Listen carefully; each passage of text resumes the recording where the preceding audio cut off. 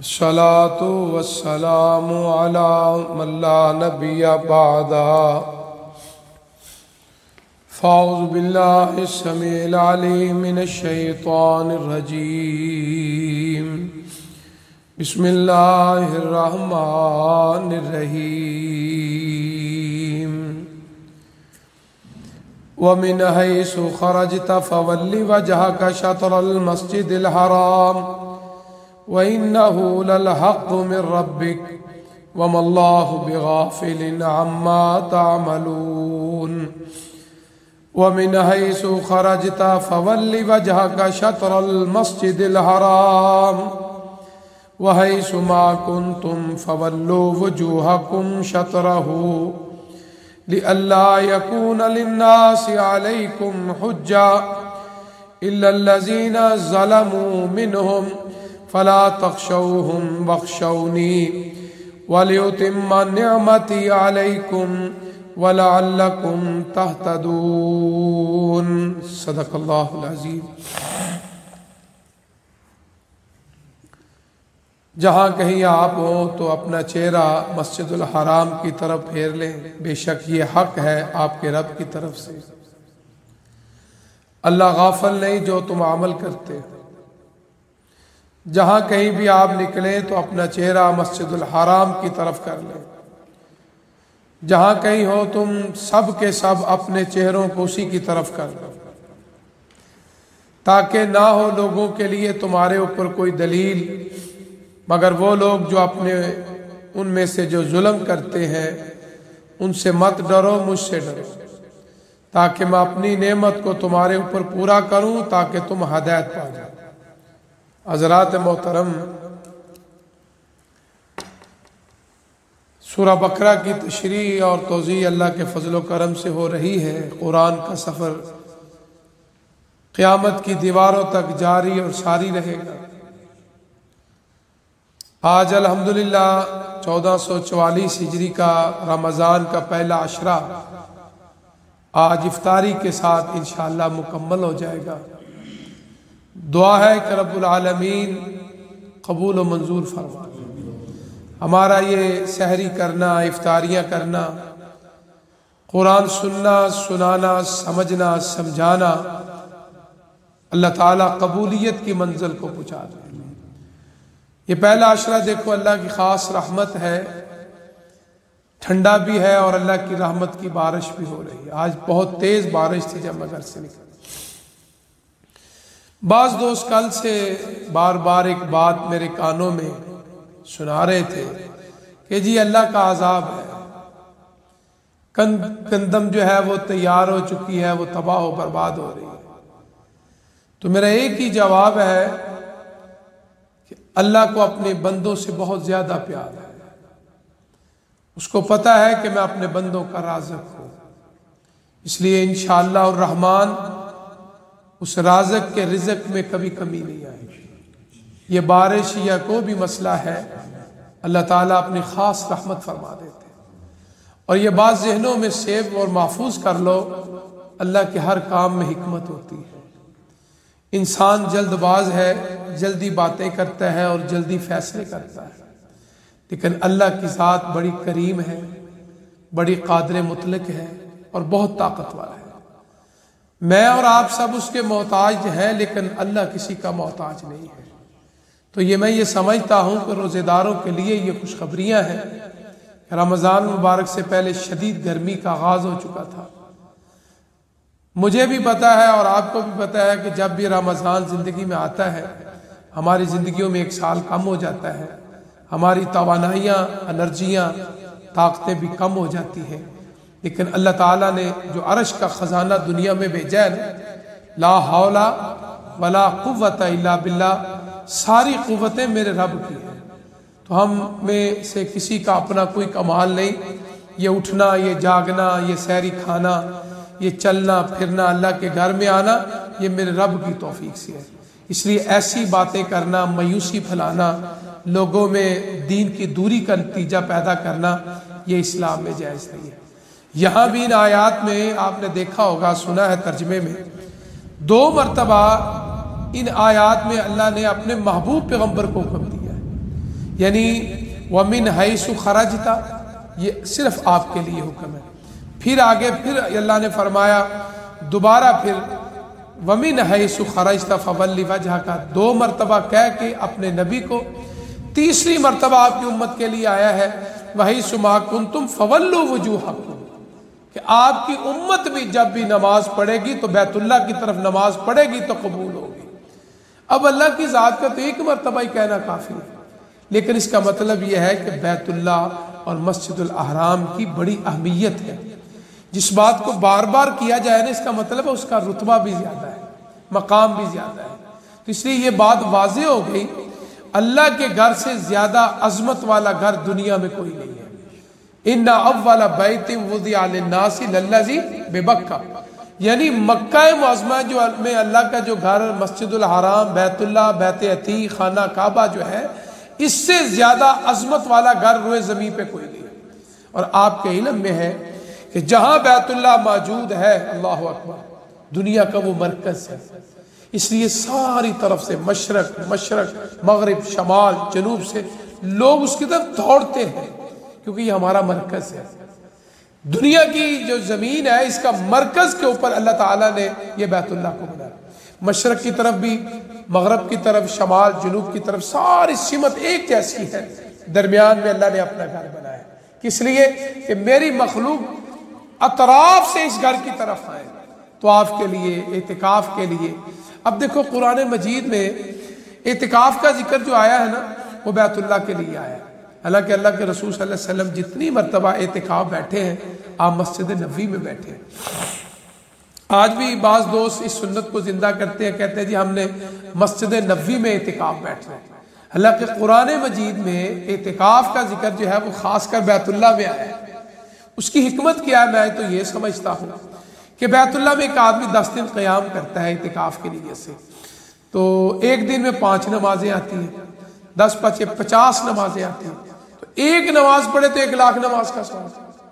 तो बैतुल्लाह में 10 दिन वो क़याम करेगा, एतिकाफ बैठेगा, तो 50 नमाजें उसकी जिंदगी में आ गई। तो इसका मतलब है कि वो 50 लाख नमाजों का सवाब हासिल करते हैं। दूसरी जानब आप देखिए, मस्जिद नबी है, मदीनतुर रसूल है, उसकी आज़मत और शान भी बहुत आला है कि अल्लाह के घर के बाद मस्जिद नबी का मकाम है। तो अल्लाह के रसूल सल्लल्लाहु अलैहि वसल्लम ने फरमाया था कि मेरी मस्जिद में जो एक नमाज पढ़ेगा 1000 नमाज का सवाब मिलेगा। तो अगर कोई आदमी मस्जिद नबी में इस नीयत से बैठता है कि अल्लाह के नबी सल्लल्लाहु अलैहि वसल्लम या इतिकाफ बैठते थे, हमारी अम्मी जान उम्महातुल मोमिनीन में से जो बाज़ हमारी अल्लाह के रसूल सल्लल्लाहु अलैहि वसल्लम की अहलिया मोहतरमा थी, तो वो भी मस्जिद नबी में इतिकाफ बैठते। आज हमारे यहाँ ये भी एक मसला आ गया है कि औरतें घरों में इतिकाफ बैठती हैं। घर में इबादत करना मना नहीं है, औरत के लिए घर में नमाज पढ़ना फर्ज अफजल है, इसमें कोई शक नहीं है। लेकिन इतिकाफ के लिए इस्लाम ने मस्जिद की शर्त रखी है। अगर कोई हमारी माएँ, बहनें, बेटियां अपने घर में इतिकाफ बैठती हैं, इबादत कबूल हो जाएगी, लेकिन उनके ऊपर इतिकाफ की शर्तें नहीं लगेंगी। जिस तरह मस्जिद में कोई इतिकाफ बैठा है, वो बीमार पुरुषी के लिए नहीं जा सकता, वो नमाज जनाजा के लिए नहीं जा सकता, बगैर किसी उज़र के मस्जिद से बाहर नहीं जा सकता।